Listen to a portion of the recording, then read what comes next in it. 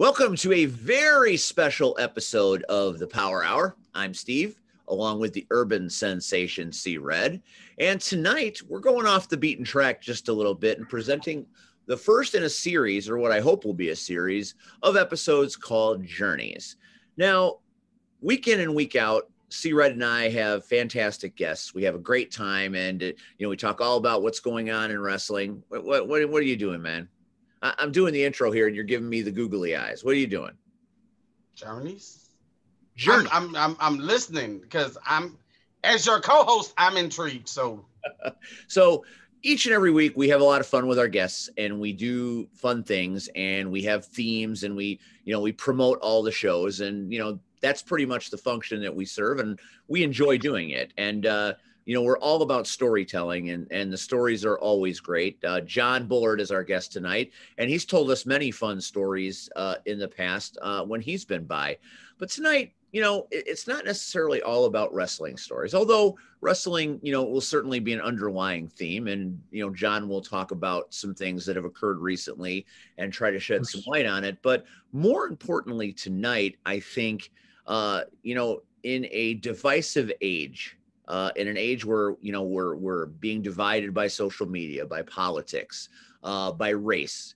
There's a lot of division in our society, and it doesn't seem to be getting any better. We can all relate to the journey we're on, whether it's C Red's journey or my journey or John's journey or anybody's journey. We're all one from the moment we're born until that last moment of life. We're on a journey, and it's with pitfalls and successes, highs, lows.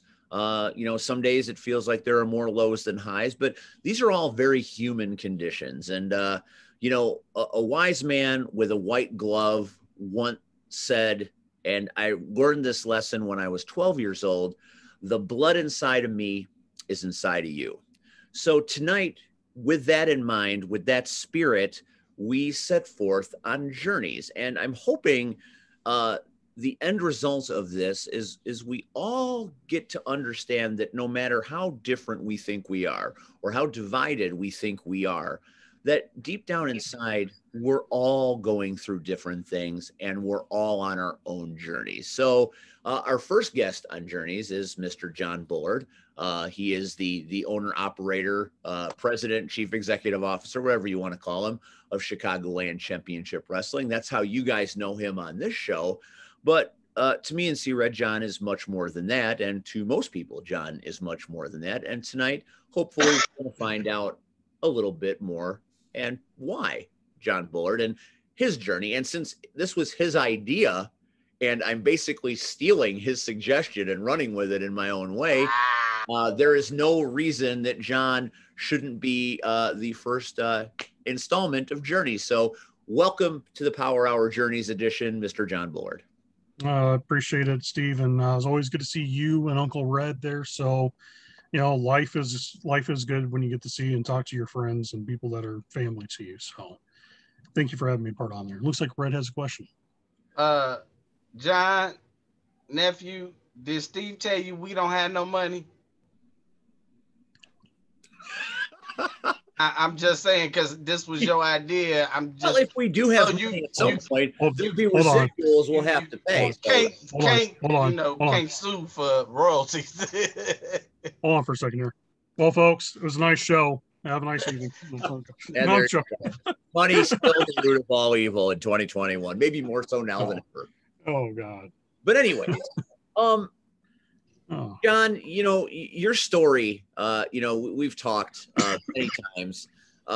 You've traveled, you've seen the hard times, you've seen some real low times, and somehow, even when times are desperate, you always seem to find a silver lining and a way to get by.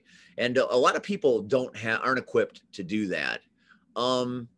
Take us through your journey. Take us through some of the things that have occurred that have, dictated the narrative of your story. Well, you're talking about like things I've been through in life? Anything, anything you want to talk about, anything you want to relate. See, there are people who are going to watch this show, maybe not maybe not a million people, but you know, there might be, 20 or 30 people that'll watch this and maybe feel a little bit less alone. Once upon a time when we did the TJ Steele thing out at your studio in Indiana, the goal was that maybe 5 million people wouldn't see it, but maybe 1 or 2 people would see it that could get the help they need. So, Oh, I think absolutely. that's the most important thing here for what we want, or at least what I want to accomplish, is if we can make one person out there that's struggling, that doesn't feel like they can move on into the morning, if we can give them something to latch onto and say, you know what, that guy went through some stuff just like I'm going through some stuff, and he Of came course. on the other side, maybe I can too, which I think is the spirit of Journeys, because it's all about enlightening and empowering and motivating and helping. And John, that's what No, you've done ever yeah. since day one that I met you. Well, I appreciate that, Steve.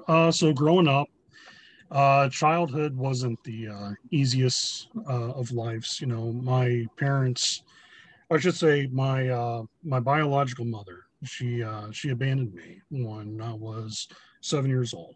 So the person who raised me was not my biological father. He was the man who adopted me.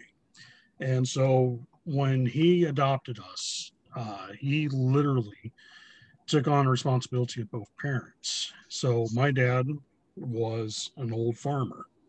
So his entire lifestyle has always been, you wake up early in the morning, you put in the work, you do whatever you have to do to take care of your family, make sure you have food on the table and a shelter over your head and clothes on your back.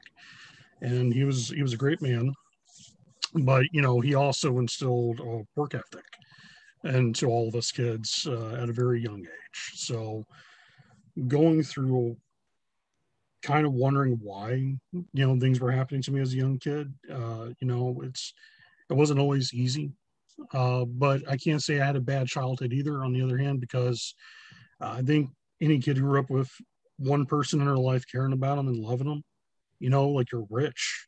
You don't have to have a lot of money. Real happiness, I have found out in life, was never based on gold and silver. It's based on when you wake up in the morning and there's someone there, there's something in your life that makes you wake up every day and go, you know what, life's going to be okay. I got this, because that person's there, or this thing's here, wherever it is, And so having him in my life was a beneficial thing, because he instilled a lot of the principles that you guys got to see with me, working with me. Uh, you know, I wouldn't do something unless I would put myself in front of it to do it myself. I would never ask anybody else to do that job unless I had to do it too. And so with him, yeah, he instilled that ethic, and also never be afraid of failure. That's another thing he always taught me. Sometimes in life, and this is hopefully a good life lesson for anybody listening, sometimes in life you're going to fail. Sometimes you're going to fall down, you're going to scrape up, you're going to get dirty, you're going to get muddy. But the most important thing you have to remember to yourself is that you get back up, and you keep trying until you get there. And many of times in my own personal life, through success and also failures, uh, I've had a door closed in my face many of times. And it takes years of working hard to become the person you want to be, that you make sure by the time that door would try to close, you put your foot right in the middle of it and you stop it from closing. And then make sure people become realizing, okay, this is who I'm talking to. This is who I am now. And they want to invest in you. They want to work with you. They want to see you have your success as much as you want to see them have theirs. So yeah, my father, as I call him, Papa Sam, he's the one who instilled all of that in me as a person I am today. Positive role models, not everybody has them. Some people succeed in spite. Some people fail because, but certainly when you have a positive role model, that can make a lot of difference. I have heard C. Red speak to that many times on this show about the influence of his father. And, there are many episodes of this show in which, C. Red gets emotional when he talks about his father. And you can see it on certain days through the course of the year that, you know, when you lose your role model and somebody that helps you get through the night, it can be a lasting wound that will never close. I'm not speaking for you, C-Red. That's pretty accurate, correct? No, I mean, dude, this it's our show. So, and over the years, I think you pretty know me fairly well. You know, the one regret I had, well, I still have it. Growing up, I didn't realize what I had.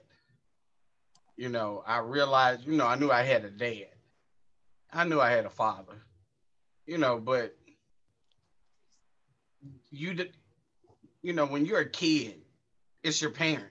You know, and I guess somewhere in our DNA, you know, you're the parent, I'm the kid, I'm supposed to rebel.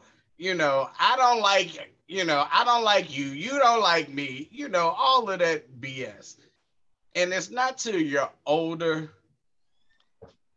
that you sit back and you realize what you actually have. Yeah, man. You Yeah. know, I I'll never crap on my mom, and she's right upstairs. But when it came to doing whatever, it was, you know, if I needed to go somewhere, it was my dad, you know, and regardless if he just got home or not from work, you know, he was the chauffeur, you know. So, I mean, just, you know, it's funny. John brought up, you know, how he was raised. And I thought about my grandfather because my grandfather owned a farm. Yeah, man. So I had to hear all these stories as a kid from my mom about them getting up. And again, you it's like, oh, I'm from Chicago, so I don't get none of that. But again, it's not until later that you can appreciate the simple things and the worth ethic of having to get up. You know, you know. Here's one thing I can say about the two of you guys, and I like to say about me, but I'm saying it, so I'll say it about you. Um, it takes a man to get up in the morning and work. Period. True. It takes a man. In this generation, today, it takes a man to get up and go to work. Period. I don't get the I want a handout thing. I don't get the you owe me something thing. I don't get it. I don't. So, you know, so I applaud both of you for being men, you know, and it's why do you keep having me say that, Steve? It's funny. Um, but both of you know that based off that statement you made earlier, I feel the same way. I don't see color the way everybody else does. I believe we all bleed red, you know. I believe if we took a scalpel and just everybody just scalped off their skin, guess what? You couldn't tell who is what, you Everybody's the know. same. So, you know, um, I, when I can call both of you my friend, uh, my family, but I can also call you men, uh, because in this day and age, that's what this world is lacking, men. So I appreciate both of you. I also think the world's lacking in morals and integrity too. You see a lot less of that sometimes in people. I don't disagree with anything that was said here. I'd like to point out that John's story about his Papa Sam, as he referred to him, and C. Red talking about his father and his grandfather. This is commonality. You know, it's a black man and a white man, different yet the same. And I think, and I wish that people could wrap their heads around it and come to terms with it finally. Because, we've been dancing for years, decades, hundreds of years. People just can't get over it. And has it gotten better? Maybe a little, but maybe not enough either. Things shouldn't be necessarily the way they are, but they are. And men of good conscience, like those here, are examples of what could be. If we just understood just a little bit that we've all got some commonality in there, and we're not so divided, and it would be simple enough. But there's trouble out there in the world. There's no doubt about that. And John, you're no stranger to trouble. You've had a tough week. You've had a real tough week. Of all the weeks that I've known you, this might have been one of the toughest. And I know you had to soul search and go deep down to come to some decisions that were not easy to make. We all have those moments in our lives where we come to terms that we have to do something that we don't want to do, but we have to do it for the greater good. And I think John has wrestled with that now for a week. And I want to yield the time to have him kind of give everybody the inside scoop. And I think this is important because, we all love entertainment. We all love the show. We all love the excitement. We love the energy. We love the crowd. I mean, that's why we do what we do, luckily, in the world of independent wrestling. John came on the scene with Chicagoland Championship Wrestling and set forth blazing a trail that is second to none, as far as I'm concerned. I've worked many places and, I've seen many things, but what he did with Chicagoland Championship Wrestling, marketing it, getting it out there, getting involved with other promotions. I mean, just everything about the way he went about his business built something that's sustainable for the future. You hear people talk about tax return wrestling and COVID money wrestling. I've heard that's a term I've heard recently, which I find unusual and weird. But John is none of those things. And he has to make a tough decision, even with a sellout crowd, which I think is the statement that people miss when they say why. So we're going to have John explain why. And I think once you hear what he has to say, there's no question that this was absolutely necessary. So John, take us through the journey of the last week. I know it's been a tough one. So, if you don't talk a lot about it, you don't have to, but it's been a crappy week. I mean, yeah. I mean, absolutely. Anytime you have to, the decision I had to make wasn't probably, I have to say, probably was the hardest decision I had to make. Since, I started promoting wrestling back in 2012 and been involved with the wrestling business since 2001, which I was very lucky at a young age to get involved in. What people have to understand and why I had to make my decisions was our area became a hotbed for Delta, which is the newest variant that's going on with COVID-19. And with Delta, a little research from Yale Medical University and from yalemedical.org, legitimate as it can be medical. It's not, not Fox News, not CNN, not a left thing, not a right thing. It's just facts. What makes Delta so dangerous is Delta is more contagious than chickenpox. So when we dealt with Alpha, which is what we dealt with in 2020, Alpha, let's say you yourself, Steve, was a carrier, for example, and you went into a bar or restaurant. As a carrier, you could easily spread it to up to 2.5, 3 people. With Delta, what makes it so dangerous, that you could have your vaccinations and the virus will still attach itself to you, and you could be asymptomatic, non showing a sign of it, and you become a spreader. And you can spread that virus to unvaccinated people. And by unvaccinated, I'm not talking about the tinfoil hat guy hiding in his bunker thinking, world's coming to an end.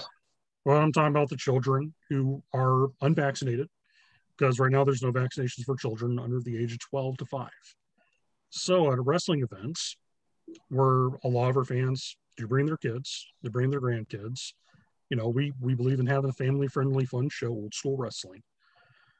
It worries me that all it took is one person with asymptomatic, symptoms, sit down in the middle of that crowd, and that's a packed house we got. The building isn't the world's biggest, but when it's packed, it's packed. And what worried me about it was, what if one person spread it to one of those kids? And being a promoter, getting to know our fans, not just writing letters, but actually becoming friends with a lot of the families, talking to them personally. A lot of them have my phone number. They can give me a call during the week and ask me what's going on with the shows, or when's the next show's coming. So I got to know these people personally. If one of their kids got sick, if one of those kids got sick, one of the grandparents or someone else got sick, I could never forgive myself to allow that to happen. So I made that decision to cancel the show. And I have refunded every ticket buyer their money back. A lot of them has actually told me that I didn't have to do that, but I did it anyway, because I'm trying to be a man of morals, someone of integrity. If you paid me, I will give you back your money. I am not going to take your money from you. If I cannot present an event to a fan, I will give that fan their money back, because that's the fair thing to do. It's the right thing to do. And I can personally vouch for that, because John sent me a video last night that showed me every dollar being refunded to every fan that purchased pre-sale tickets. So he's not just talking the promoter speak. This is a legitimate thing. And I can't think of any promoter that has ever refunded money willingly. I'll be honest, it just doesn't happen. So another thing that I hope the talent and people will understand why I have to take a step away from this right now. At 38 years old, I've had heart attacks, and I've also only have 70% of my lung capacity. I'm an H1N1 survivor in 2009, and I literally came close to death. I was in ICU for over 2 weeks. So when I came back and they did x-rays on my lungs and they showed everything that was going on, my lungs literally looked like giant cobwebs of, when you see that movie Arachnophobia, and you see those giant spider webs, and it's creepy as hell. I hate spiders. I hate spiders. But that's what my lungs look like from that. So if I get Delta, if I get COVID, I get anything like that, I can die. What makes it even more frightening for guys who are athletic as well too, WWE star Keith Lee had COVID-19. And it actually, Keith Lee talked about this openly, that it gave him heart complications. And he has a strapping big man, athletic costs, and it gave him heart complications. You sit there and think about it, it's like, okay, yeah, some people might get Delta or might get COVID, and they can live, they'll be okay. And then there's some people in which I think as a community, we have to think about the other people around us. Not everyone is going to have the best health. Not everyone's going to have the luxury of life of being top fit billing. I mean, C-Red works with young adults with disabilities. I know he's worried every single day about one of his kids. Hell, I am too. I would be too for anyone young, old, or middle age. And it's not to be a conspiracy theorist or someone's paranoid or a Chicken Little wonder about the skies falling. I made a decision to put the company on hiatus. We will be back in 2022. We're going to come back better than ever. I already got things in plan that I want to do for the shows to make production even stand out even further than what it is. Make sure that we have everything top-notch, brand new, looking great. And working on a few other things as well that I can't talk about at the moment, but it's going to be really good for network-wise. But I feel like taking this year as much as it sucks, and it sucks for the talent, and I've told this to talent already in the group, that if any of them wants to use me as a reference, the ones who have worked for me wants to use me as a reference to any promoter that I have my network with, and I network with over easily up to, I would say, up to 100 promoters that I've worked with in different groups and different channels. If they want to use me as a reference, please do, and I will give them a rave review, because everyone so far that worked with us at Chicagoland have been tremendous professionals. And if I could help them with their journey, I'll do it, without a doubt. But for myself, for having heart and lung issues, I have to take a step back just to make sure that I'm alive for next year, so we can continue on this journey and continue on this path. And also for my family and for our fans, our staff, and everybody else around us too, because a lot of the guys who wrestle for us, including our ladies that work for us, they have children, and they have grandchildren. So people have to be careful. Don't. Wrestling is great. Wrestling is a great drug. Probably, I know me and Red talked about this before. Wrestling to some of us, it's therapy. Some guys are addicted to alcohol. Some guys are addicted to drugs. Some guys are addicted to sex. And there's some guys who are just addicted to wrestling. There's some guys, that's their drug. That's how they fancy themselves on being an addict. But I hope those guys understand too, you don't have to endanger your life for a $40 payday and end up risking your family and risking people around you. Just please be safe and be smart. That's all I can ask anybody. If they continue on doing this, I know right now there's a lot of concerts getting canceled. There's a lot of venues are shutting stuff down for the year until this gets covered. And, airline companies right now a lot of them are not booking flights. So it sucks. I hate this. I really do, because as a business owner, this does affect me, and the thing is, yeah, you hear people talk about, well, someone's a tax pro promoter or this and that. Like I said, I've been doing this since 2012. This ain't my first rodeo as a businessman. I also have other business ventures I do too. And so as a business owner, it sucks. Yeah, you are taking a loss. But it's something I said to Ewok last night on our podcast. I said, I would rather someone hate me and be angry at me for being cautious, and I can still hear their voice tomorrow, than not hear them at all breathe or talk and be dead. I'd rather people be safe. I'd rather hear that person might be upset with me. I'm glad they're still alive so I can hear them talk.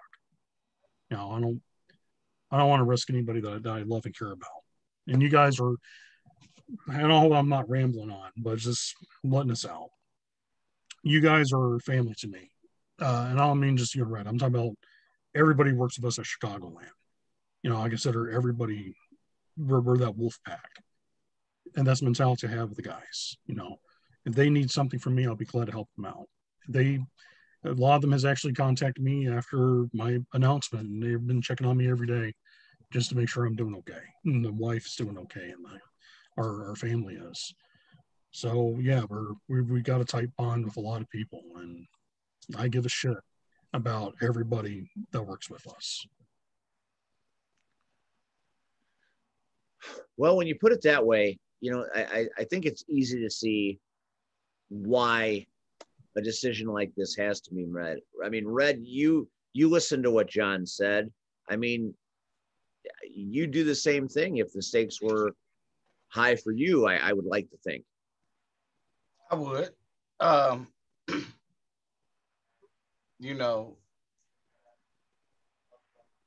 think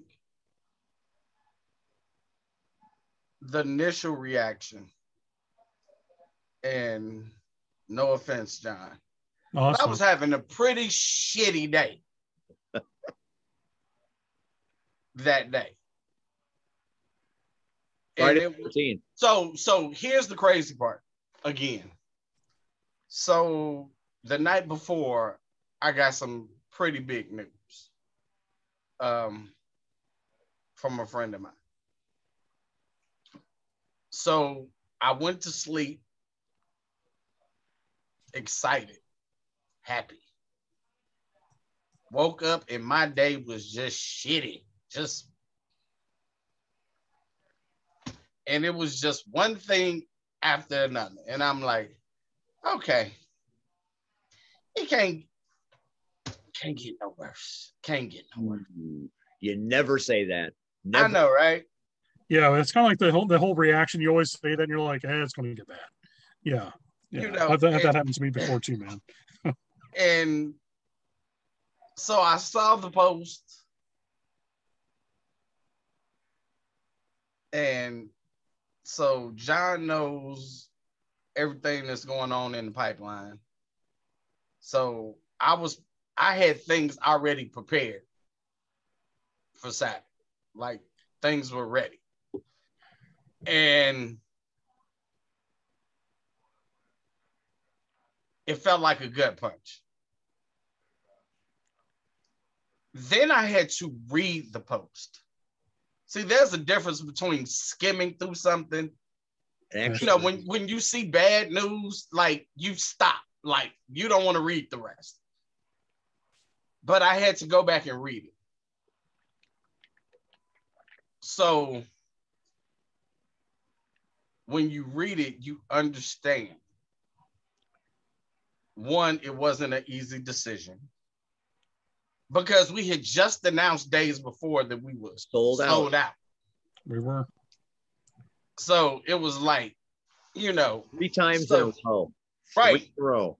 So, you know, and that's the crazy part. Like, the show didn't get canceled because nobody bought tickets. No, everybody bought tickets. And, you know, It's been our biggest crowd ever, too. And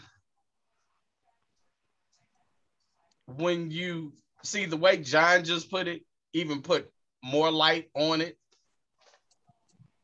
but I would feel horrible. You know, yeah, I got to perform. Yeah, sold out show. Yeah, sold some merchandise. Yeah. But is anybody's death worth it? Oh. Not even close. You know, and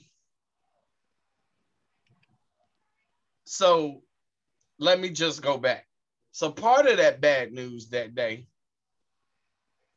was my job has now mandated everybody be vaccinated by a certain date. And it's like, okay. And probably 3 hours later, I get a text from somebody I work with. And he said, well, I guess my last day is such and such. And I'm like, you got to be shitting me.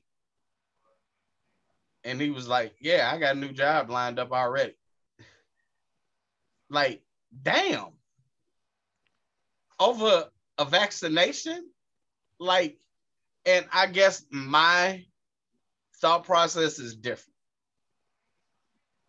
I work with a population that, yes, they can get vaccinated, but some of them still don't. And God forbid I catch something from them, come back here, give it to my mother, who I'm taking care of. Yeah. You know, I've got grandkids. I've got one that'll be here Friday, hopefully. You know, it's not worth it, you know, and it makes you, you know, just say, okay, you know, the thing John said that I can't stress enough. This is something that's not about just you. It's about everybody around you. Because you can have it again. So the guy that I spoke about that says he's leaving, how about he had it already? We're in the same class. Didn't know he had it. He didn't know he had it. Nothing. Was fine, and it was like, oh, okay. You know, and when I found out, I freaked out because I'm like, But then I tested negative. So I'm like, okay. But do we want to do that to 200 and some people? No way. No way. And over 3 hours. You know what I'm saying? And John was absolutely right. We have that show. Somebody gets sick and God forbid passes on. That is something we all have to live with. Now, there'll be those on the other side that say, well, that's just the way life is. It's what happens when you get sick. But if you can do something to help not transmit this thing, I think you have a responsibility. And but see, I disagree, because I think those people that say that are assholes. Because I was working for political correctness, and I get that. But here's, I'm not. It's our show, so to hell with it. Here's my again, and this goes back to what me and John talked about earlier, and alluding to your whole Michael Jackson moment. How do you know it was Michael Jackson? There's a lot of white gloves out there. Yeah, right. Again, why, instead of us worried about a race, why not just worry about the human race? Exactly. Excellent point. Well put. Again, we're society now, we're so damn cold, we don't give a damn about nobody if it don't affect us. That's what blew me with this whole COVID thing. How many people did not believe it was real until, guess what? It knocked on their damn door and say, "How you doing?" And sure then it took somebody that they loved, and it's like, but they've been telling you all the time, it's real. Yeah, the governor of Texas just a few minutes ago actually was diagnosed with COVID-19, and he was one of the biggest deniers. He was one of the biggest He's COVID anti-mask. Yeah, but he ain't after this shit. Common sense out the window. Some people. What a lot of people. So here's my thing. So anybody on the John Network, watching us on YouTube, any of our Facebook friends and family, how about if you take nothing away from today? Think about the human race. Think about, again, life is precious. Life is it's not something to just be thrown away. You can't get another one. I go outside right now, my car doesn't start, damn it. Steve, I need you to sell me another damn car, or sell me your car, because I like your car. I'll be right there to help. But I'm saying, it's not something that is interchangeable. You get one life. One. So how about we all go out and we be as safe as we can? That way, guess what? If we're safe, we're trying to help everybody else around us be safe. Can't agree with that. Can't disagree with that at all. That's actually quite profound. In your group, be the John Bullard of your group. Think of yourself and your family before you think of monetizing and success, because that's what John did. And I think John just is I'm more respectful of John now, because it takes quite a man to do what he did and be completely transparent about it. And that's another word that we don't get a lot of these days. There's not a lot of transparency. Everybody's trying to hold everything in and keep it close to the vest. And there's a lot of shenanigans that go on out there. But John, since day one, has always been extremely upfront, means what he says what he means, and has been transparent with everything, which speaks to the quality of the man's character. Now, Journeys is not always going to be heavy. It's not always going to be like this. It just happens to be part of John's journey that I think can resonate with everybody, in the fact that sometimes you have to make decisions for the greater good than for yourself.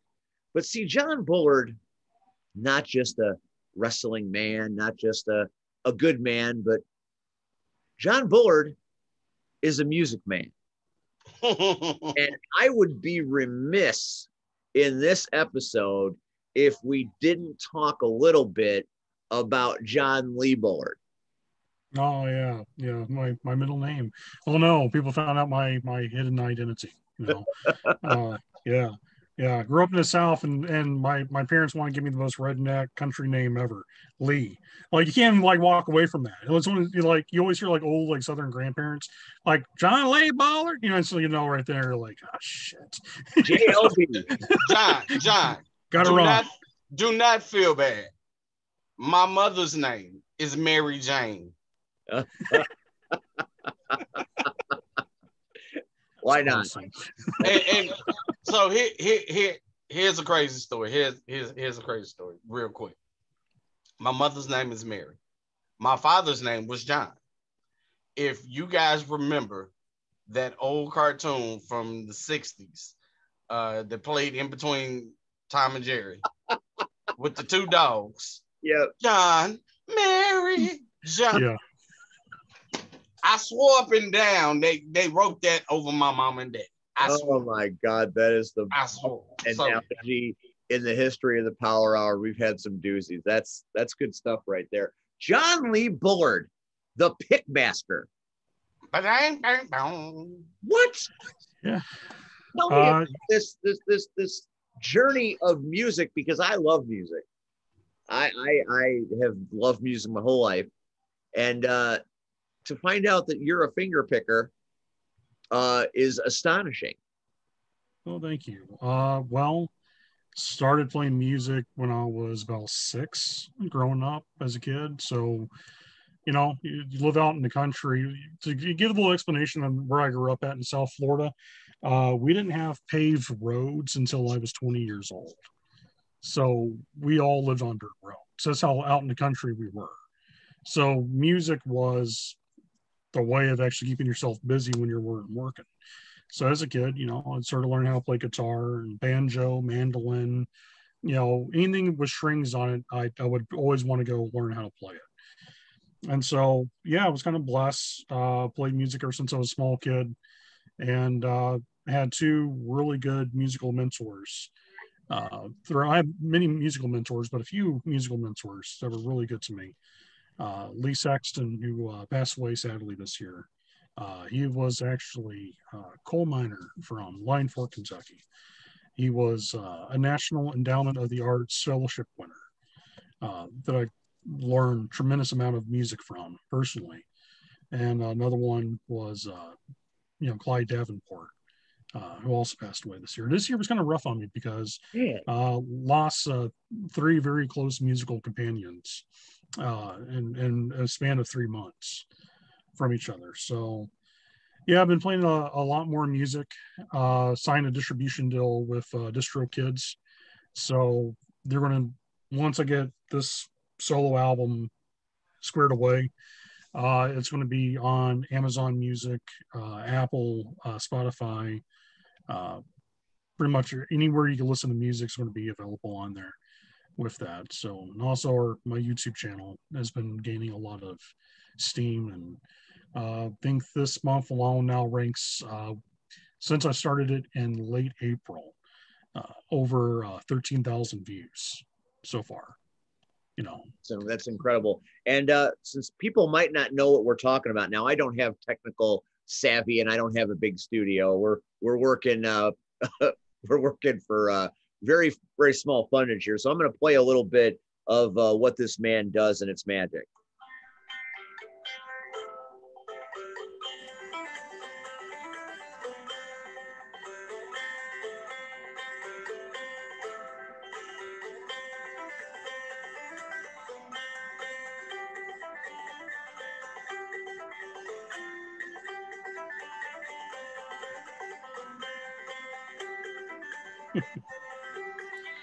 That just gives you a little taste. And you can go on to John Lee Bullard on YouTube, and there are a great many selections. It's, you know, sometimes it's just nice to have, you know, some music going on that just makes you feel a little bit better. And there's just something about somebody finger picking on a banjo that just makes you feel better. So go check out John Lee Bullard's YouTube channel and get all the hits. And then talk a little bit about the album. I want to hear about that. Well, the album is actually called The Journey, believe it or not. So, well, there you go. I completely screwed that pooch.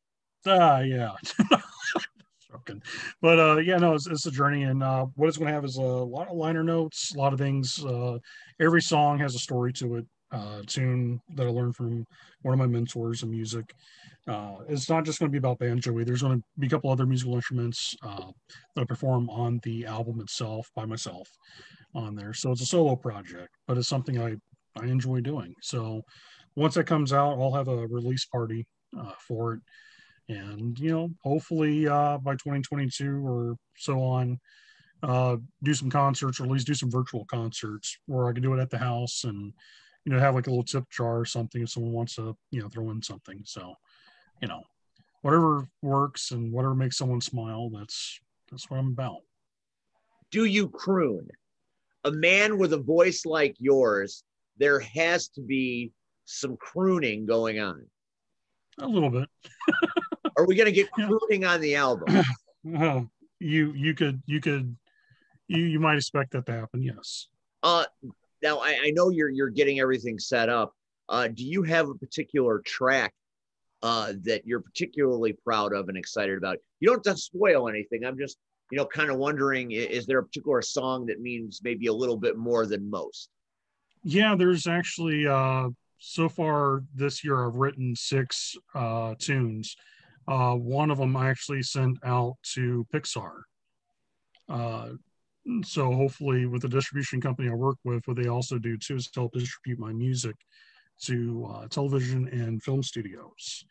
So with Disney, Pixar, all those type of companies that do all those films, you know, hopefully, you know, to pick up on my music. But one of the tunes is a song that I actually written for my father, you know, since he's passed away back in 2010. And another one is actually written for my wife. So, yeah, it's pretty good. It's actually called a Southern Lullaby for Corey, you know. So it's a real pretty tune.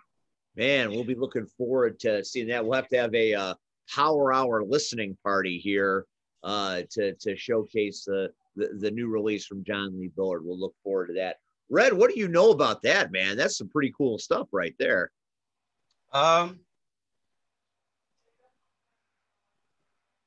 It took a long time to get into bluegrass. I'm not, you know, I was never, and I think what made me appreciate it was hee haw. Seriously, I'm just being honest.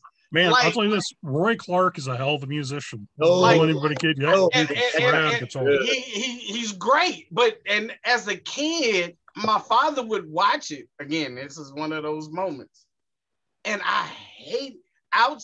So I love the comedy skits, but I hated the music. And now that I'm older and I can appreciate it, because damn it, John, you do something that I can never. I can't. I also play blues music too, man. So I do blues too. So. Well, I got the blues shit. I can. We'll just have to get together and play sometime.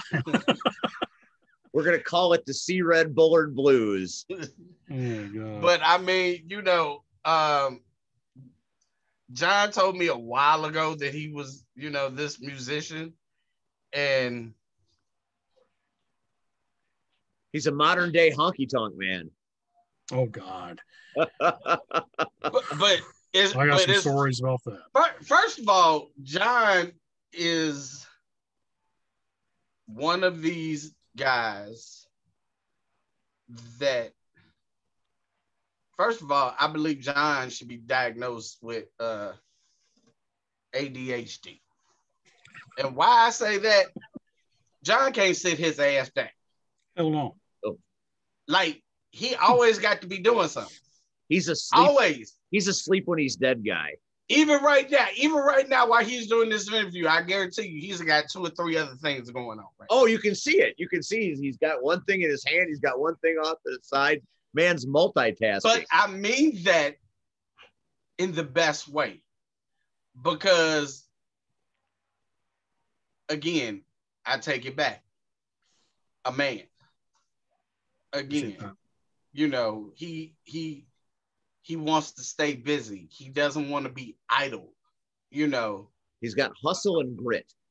You know, and I mean, I applaud that, you know. And again, I went through the knucklehead phase.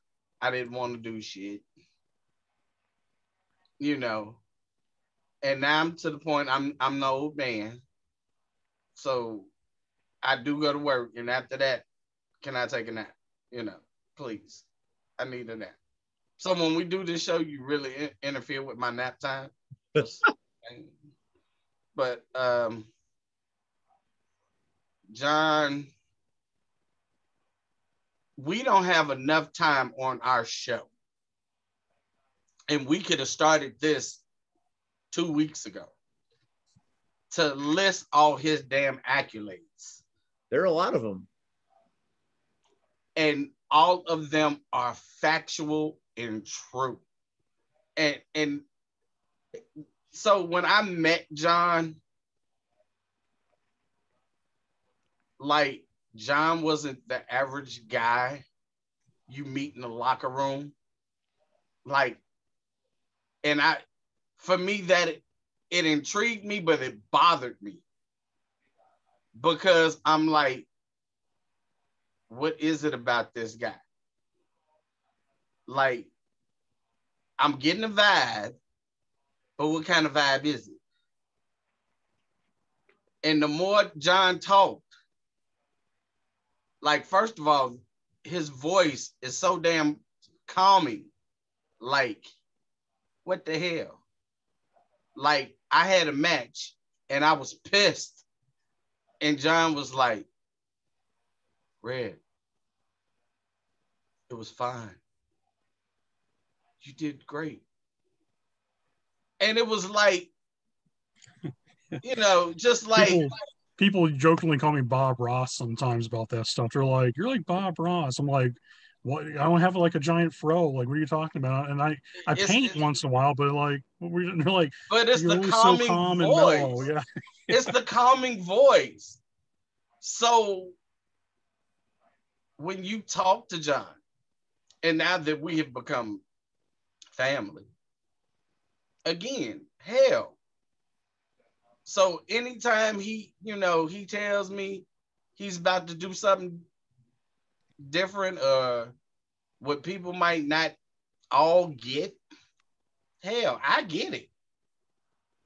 Again, and I think that's what makes humans so freaking special, and people don't get it. John can do all the things that he loves to do, right? That does not take away from him being a man at all. Again, Steve, how many times have we talked about all the shit that we find out we had in common? It seems like every time we talk, we find out something else. It's weird. But that doesn't take away from us being human. No. You know, and I just think, again, we're in a society that's so fucking judgmental. Like, why? Okay, so he picks a banjo. What the fuck to do? Can you do it? I love it. Fantastic. But I'm just saying, you know, and that's the crazy part. For him picking a banjo, then I ask, can you play a guitar? You know, can you play any musical instrument? Hell, you know, I used to try I grew up, I really wanted to do the harmonica after hee haw. I really did. Like, I just thought it was like the coolest thing. And then when I saw the Blues Brothers and saw John Belushi, Bill Aykroyd, and John Belushi, come on. And I'm like, that is it. I want to play the harmonica. I can't play the harmonica to save my life. I wanted to be Huey Lewis in the 80s because Huey was a harmonica guy. So I'm right there with you, man. And man, don't you talk nasty about Huey. I like Huey. Don't you talk nasty about Huey. I never try to brag. I never try to brag about music. It's just like anytime my wife takes me to, like, me and her go on a date or whatever, we always end up coming across a music store, and she knows me already. So she's like, all right, I know what you're going to do. And I'll just walk in there and I'll pick whatever instrument off the wall and play it. And I remember one time we were at a flea market. This is back in 2017, 2016. And I think it was, it was around, 2016, actually. We were still in Kentucky. And sure enough, came across a musical instrument booth, and I was like, oh, you know what, I'll sit here and I'll play. And I, wasn't even paying attention to the people around me, and I was just sitting there just playing. And next thing I know, I turn around, there's like a crowd of 70 people just standing around listening to me play. And it's kind of it's a funny vibe sometimes, and you're like, wow, and I I played professionally. I used to do a lot of shows. Every year I had a large amount of festivals I would be paid to go and perform at. What interesting thing about music compared to wrestling, I actually literally stopped playing music altogether in 2011. I just literally laid it all down and didn't pick it up for a long time. 2010, my father passed away. He had stage 4 cancer, and he used to play upright bass with me all the time. So anytime we would go perform, it was me and my dad and a few other people, and it felt strange when he passed away to go back up and play music. And there was always one venue that I always promised him I would perform at, and it's a place called Renfrew Valley. It's in the country music world, it's the second highest venue you could play at compared to the Grand Ole Opry. So it's very treasured place. Prestigious. Yeah, very much prestigious, because it's a lot of who's who stand on that stage. And sure enough, 2011, I was asked to perform at the Fiddlers Convention there, and performed. Exactly like I told him I would do. I performed there on stage. But it felt weird because when I got on stage, he wasn't there with me.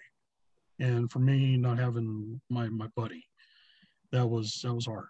So 2011, performed there, and when I walked off the stage, I walked away from music altogether. Laid it down, didn't pick it up again. And it was actually my mother, when I got back in contact with her. You understand, I was estranged from my mother for years. Didn't even know she was alive or dead. And I found her finally. And she went through a lot of stuff herself. She's been through medical problems and substance abuse and everything else, And so finally, when I got reunited with her, and she was in a better place, she used to ask me all the time, she said, do you still play music? And she remembered fond memories of me as a small child playing music. And I told her, I said, no, I stopped playing because, Pops passed away. And just kind of feel very strange not having that presence around me. So I stopped playing. And she was so saddened by that. It just broke her heart. And of course, I lost my mother to cancer as well. That was about, going on now 2.5 years ago. So when 2020 was the shittiest year of shit years, pretty much, I made a decision in my life. I was like, okay, I haven't played since 2011. My mother, it broke her heart. I know my father would have told me straight up, you have a gift. No matter what it is, it's a gift. Pick it back up and keep playing. No matter if it's just at home or just for a little small gathering or whatever it is, do it. And so, yeah, I picked it up again and playing the way I'm playing now. And it's, when you're young, you play to be flashy, but when you get older and you go through things in life, you go through heartbreak, you play more with a soul with what you do with your music. Every note, every note, I try to put something into it that speaks, for the tune. That's those are just, it makes you feel good to hear somebody talk about music like that. Before we end the first episode of Journeys, it would not be your journey if we didn't bring up Chris Martinez at least a little bit. Absolutely. In the journeys we have, we lose people. We've talked about Red's loss, and for a while there, Red was losing people on a weekly basis, which is devastating. And John has talked a lot about loss. We all have that common denominator that, we all lose loved ones over the course of our journey. It's just the natural order of things. You can't stop it. You can't control it.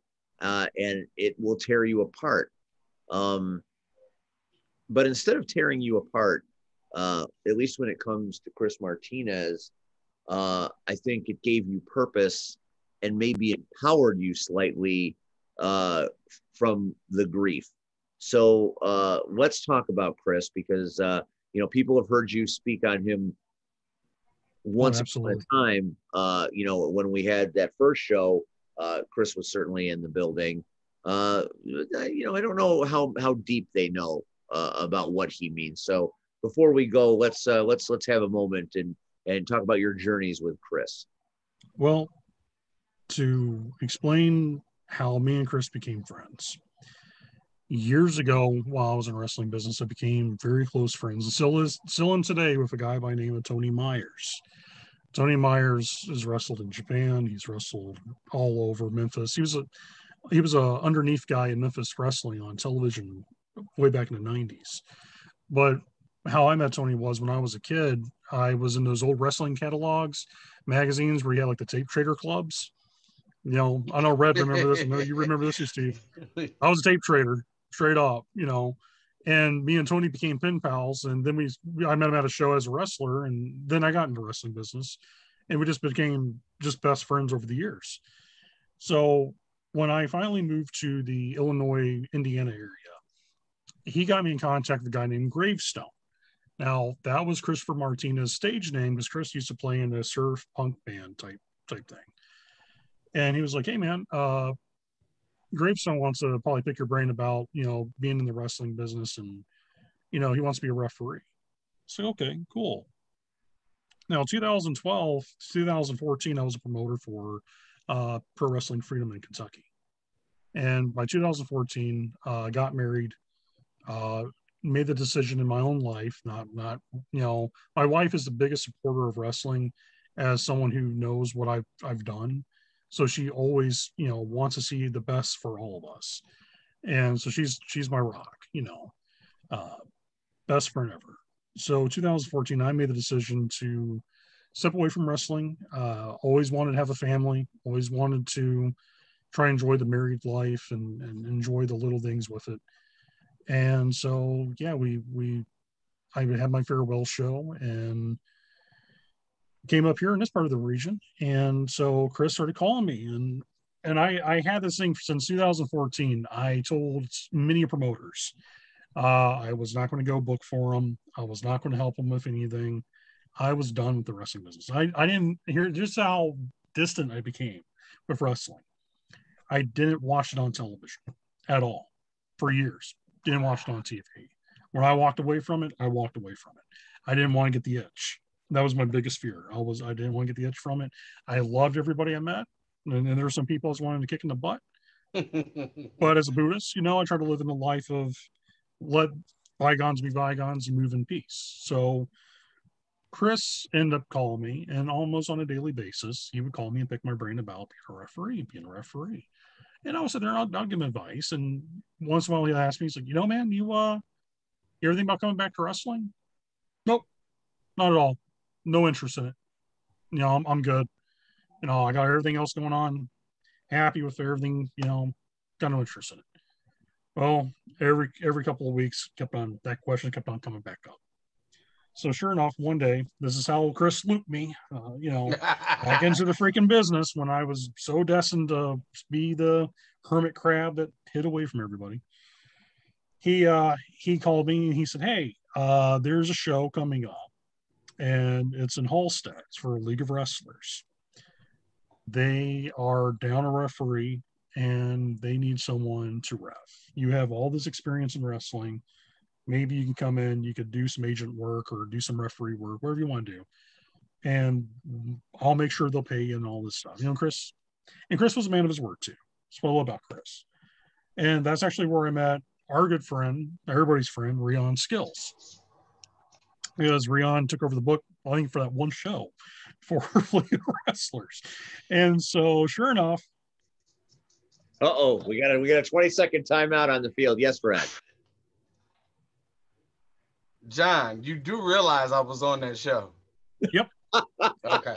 This is where this journey makes it so interesting because of Chris. And this is the thing I want to tell everybody why Chris is so important, because he's just a beautiful person. But what makes Chris so important to what we're doing in Chicagoland, because of him, that's where I got Red, Miles, Aaron Stone. Because of him, I end up meeting Ewok and 100 other people through IPW. I think Steve's screen froze up on us. There we go. I didn't realize I'd frozen. Yeah. But because of Chris, I met all these people that became the cornerstones and building foundation of what Chicagoland became. So what made it so tragic, though, about Chris was during that show, he kept on complaining about his lower back. Man, I don't know what it is. Maybe I tweaked it. I don't know. My back's been killing me for the last couple of months. I was like, okay. So after the show, when I told him, I was like, if I was you, maybe go to a doctor, get it, taking a look at, maybe just a tweaked muscle, who knows? So he went, he got it checked out. And I'll never forget the phone call. He calls me and he says, and this is this typical Chris being the most positive human being I've ever met. Chris taught me a lot about life. Chris taught me no matter how bad the lemons are, you could always find a way to make lemonade out of it. I fucking miss that guy, man. He called me, he said, "Well, I got good news and bad news." And I said, "All right, Chris, what is it?" And he said, "Well, bad news is I got stage 4 cancer, and I got tumors all over my spinal cord." I said, "Okay, that's pretty bad news." I was like, "Okay, so what is the good news, Chris?" He said, "Well, the good news is at least I now know I have cancer and I have to do what I have to do to survive." Now, not once did this guy ever cried, ever trying to make the world feel sorry for him, and nor did he ever make anyone around him feel least happy with what he was going through. He was more concerned about the happiness of others than he was his own self. That's this type of guy he was. He was so unselfish. And what inspired me even more about him was through going through the chemo, the radiation cancer, he was drawing and painting again. Now, Chris made a living as an artist. Chris did magazine covers. They're those old pulp magazines. Me and Red are both detective fans. But those old detective magazines, Chris did a lot of those art covers for those type of magazines, and got paid commission work to do them. Wow. So while he's laying in his hospital bed, he's doing work just to keep himself occupied. But it's his passion. He loves art. So what started Chicagoland was every day I would give him a call and we would talk, or I would message him if he was under, the different treatments he was going through. And I would always find ways to make him laugh. I would do the most over the top, stupidest jokes, most comical voiceover work, whatever I had to do to make him laugh, we do it. So one day I decide, Chris, I want to do a game that me and my old friend Scotty back home in Kentucky would do on road trips. We're going to play guest booker. And we're going to give you a roster, a scenario, and everything around it. And you're going to book it. And it'll help keep your mind fresh and sharp on the wrestling business that you love. But it would also, keep your mind off of other stuff. So during this time in this hospital, under chemotherapy, we literally created the foundation of Chicagoland Championship Wrestling. Me and Chris both love old school studio wrestling from the 1970s and 80s. And we decided, okay, well, what if the Midwest actually had a real good studio wrestling show, like real old school? You know, none of these 450 splashes, nothing crazy, just old school, bigger than life characters. The wrestling snug and physical, and the fans still cheer for the good guy and boos for the bad guy. And so we created this whole formula. And so a couple of months going into 2019 and then ending into 2020, I told him, as a Chris, I said, you inspired me enough when I went out and started scouting people about this idea that no matter what in 2020, I'm going to run Chicagoland Championship Wrestling. And I hope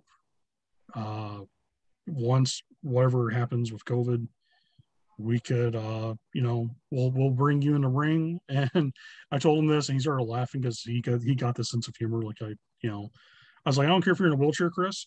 Your last match, you're going to run me over with a wheelchair, and then you're going to fall out of it, and you're going to land on top of me, and I'm going to hold your ass until like you can't get off, and you're going to count to 3 so you actually get the win on me. And he started laughing. He was like, only you would come up with that. And I was like, well, yeah, because you're my best bud, man. It's like, where it makes you, where we do it, we'll do it. So sure enough, his cancer shrunken away and things were looking good. And then he gets real silent, and there's a post, and when they did his back operation, the air, of course, spreads the cancer, and the cancer spread through his body and spread to his brain. And so our last conversation we had with each other, and I still look at it almost on a daily basis, was, hey, man, I got some good jokes for you today. And he said, I'm always glad you tell me good jokes. And I was like, good. I was like, I'll do whatever I can take, man, to make your mind at ease because I love you. And his last words to me was, I love you too, brother. And God, I hate getting teary-eyed. Oof. So he, it wasn't too long, about a week after, he went to hospice and he passed away. So when we finally got to do our show in October, the thing I wanted to do, and I will still do it for anybody who was part of the Chicagoland family that leaves, is when they pass, I think says a 10-bell salute.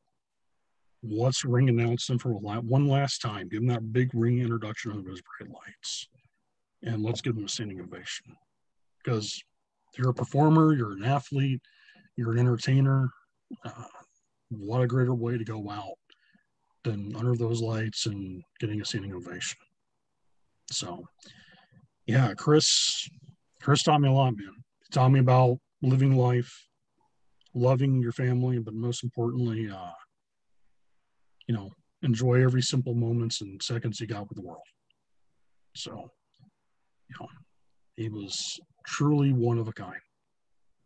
That is a powerful story. And that is why I think this style show is important, because anybody that's lost a loved one that has made an impact on their lives can identify with what you just said. I'm watching C-Red on the bottom as you speak, and you can feel that C-Red can feel it. So you have 3 men on this show, vastly different backgrounds, vastly different ways of going about their business, but we can all relate to the stories that are told on Journeys. And I think that says a lot for us as humans. I think that says that there can be hope for the future if we can just get past our divisiveness, because like that guy said, we're all the same. The blood inside of me is inside of you. Right, Red? Yeah. Red's done. Red's spent. Red needs some scotch. I think Red needs some scotch or something. Oh, I've got it.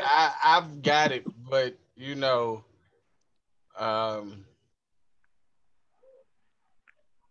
the crazy part This is called Journeys. Not to be confused with And Journey, The Journey, the new the album group, by John Bullard coming out later on this year on many of your fine streaming formats. but again, it's just crazy again that Chris wanted him to help out a friend of mine, which you now know, Steve Gordon, with LOW. And who would have ever thought that all three of our lives were intertwined for one person? One person that we didn't, John knew him, I knew him per se, but I mean, I didn't know him like, hey, bro, let's go hang out afterwards. I never met the man, so especially on Hosted legacy. Show over with. I'm out of there. We on Hosted. Let's go. The funny thing is, me and my wife, little backstory on that. So Corey grew up in Chicago, so she's a Chicago girl. Me, I grew up in the South, so the town I grew up in, we had a very large, black population. So I grew up with a lot of black kids growing up, but it never was weird to me, like seeing anybody of color. I always saw everybody's like, okay, that's, there's a guy on my Facebook named Terrell Dennis. Me and him we literally call each other brothers. We grew up together. And every day he would tell anybody, he's like, yeah, that's my big brother right there. And everybody's like, oh, well, okay. And it was like, yeah, it's just how it was. So for me, like I never freaked out over, oh no, I'm a white guy in an urban neighborhood. To me, like I always go to barbecues, man. Like I've always felt like that's home. Like I'm not afraid of anybody. But my wife kind of to give me a heads up. She's like, Halstead's not a place at night you want to get lost in. She's like, there's some good people there, but there's also some lot of bad shit that goes on too. It's like when we're done, we drive out, we get someplace to eat, be out of Halstead. That's no offense to anybody from Halstead. Trust me, no offense at all. But it's just one of those. I live on the South Side, so they can be offended. Shit. They can be offended. Oh well. Y'all know what y'all doing out here. Act right. Act right. Get it together. Stop the bull. I think that might be the best way to end this show is see Red admonishing population by telling them to act right. Yeah. Stop acting stupid. John, we thank you for tonight. It's a breath of air to be able to sit here and kind of reminisce about the journey you've taken, because I can find commonality in your struggle and your triumphs and your tribulations. And I think everybody that watches tonight can find their own stories in your stories. And I think that's what makes us all great, is because, white, black, yellow, red, blue, green, we all are on this journey, and we'll continue to go. We've gone down some roads. We'll continue to go down some other roads. And, maybe one day we'll all see each other around the bend. Absolutely. And the guys, I know if everybody watching, if I can give one little final word to anyone, don't be discouraged why we're taking hiatus. 2022 is not that far away. Trust me, it's not. We'll be back. We'll be back kicking ass. We're going to have fun. Most importantly, I just want everyone to be safe. If anyone wants to reach out to me, need help with their bookings that are on the roster, just let me know who you want to get in contact with. And like I said, I'll do my best to be the reference to help you out. And most importantly, in case there is more restrictions or even a potential lockdown that ever happens, anybody who's been going through depression or going through something bad, reach out to me. And I'll be here to help listen to you. And I'll be here to be your soundboard if you need someone to talk to, or you just need to grieve or vent. I'm grateful for everyone I've met. So love you guys, and I love everyone. Steve, Brad, thank you for letting me be part of this journey. Red, there's only one way to finish this up, isn't there? Is there only one way, Red?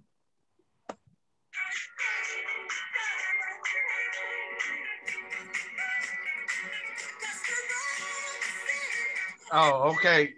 But Rion ain't here. And that's this episode of the Power Hour. Can you feel it is my question. We'll be back this Thursday night with a special second edition of the Power Hour featuring Trauma, the legendary Jay Washington. I can't wait to listen to Red and Jay reminisce. It should be great listening. On behalf of the Urban Sensation, C. Red, on behalf of the man, John Bullard, or John Lee Bullard, if that is your real name. Maybe. I'm Steve. This is The Journeys, and we will see you around the bend. Thanks for watching. Good night, everybody.